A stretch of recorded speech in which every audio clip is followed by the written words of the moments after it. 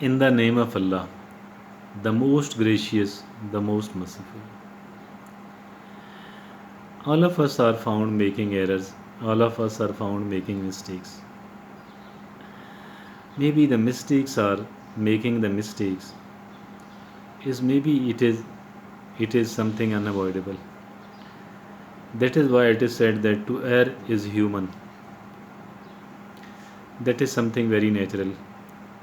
But there are certain conditions and certain situations where the mistakes, where the happening of mistakes become, the probability of making the mistake become very high, where the chances of making the mistakes become very high. There are certain situations, and now we need to avoid at least those situations where the chances and the probability of making the mistakes become very high. We must avoid all of those. We should try to avoid those situations. And what are those situations on the one hand, and how to treat and tackle those situations on the other hand? Once we are in a hurry, once we are in a hurry, the chances of our making the mistake become very high. We Why? Because the people, once they are in a hurry, they start moving their legs and their hands at a faster pace. They start driving the motorcycle, the vehicle at a faster pace.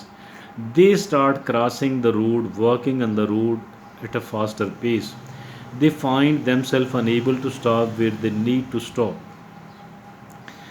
That is why sometimes the hurry was not that big, but the mistake we made and what we have to suffer as the consequence of our mistake is going to become very high.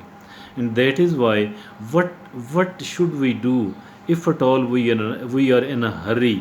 I think that we should, first of all, we need to focus, we need to concentrate on our that particular activity. Mentally we need to concentrate. And then, number one. Number two, we should never move our hands, our feet at a faster pace, but at a slight faster pace it is okay.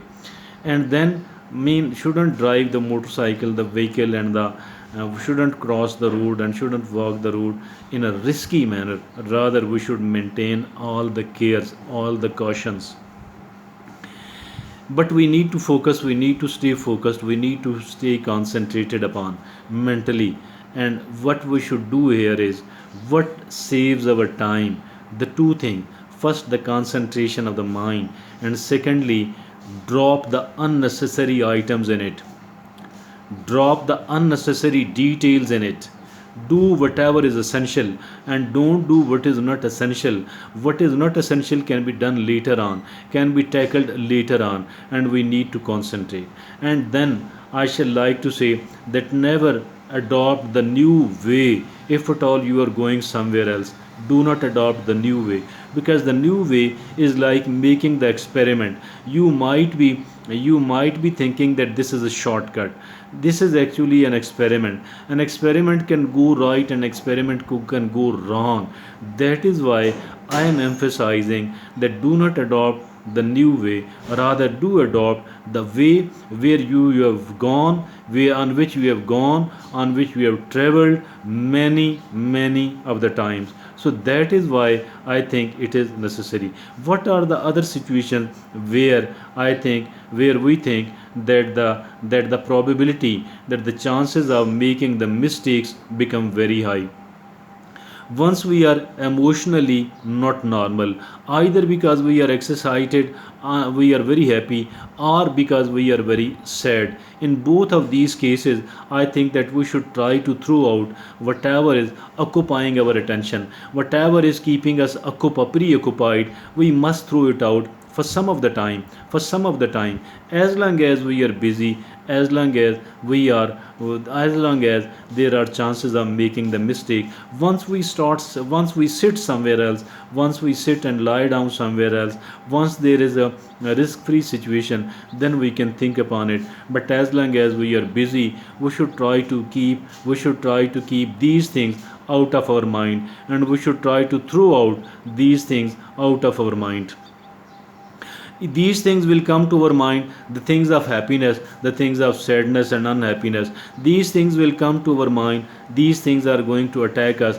These thoughts are going to attack us again and again, repeatedly, and every time it comes, we should throw it out of our mind so that we could pay attention to whatever we are doing. We should not keep ourselves preoccupied if at all we are busy somewhere and either working on the machine or on the road. You might have seen that the people injure themselves, some of the people kill themselves, some of the people lose their limbs while working on a machine because they were preoccupied, they were not focused on what they were doing. And then there are people who are not having, who are not satisfied, who are drowsy, the people who are feeling drowsy, the people who are not alert enough. These people should sleep at least for some of the time, and so that the brain could be refreshed, the body could be refreshed. Tiredness kills. Take a break. This is what I read on the motorways. Tiredness kills. Tiredness kills. Take a break.